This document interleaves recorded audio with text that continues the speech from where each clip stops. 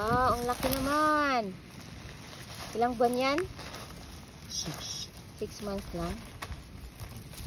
Ay, malaki.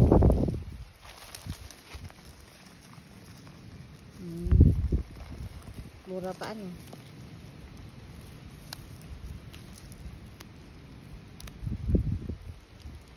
Tanim mo ulit, sayang. Charis. Ang din yan. Napabayaan lang kasi ito. Kaya ganyan lang siya. Pero lalaki pa kaya. Isang ito yung pinakasimilya niyan. Ito pala yung similya niya. Kaya mag-focus. Yan. Diba ang liit? Tapos naging ganun siya. Dito yan. O, diba magic? Ayan. Tapos ito yung pinakasimilya. Ito yung pinakalaman niya.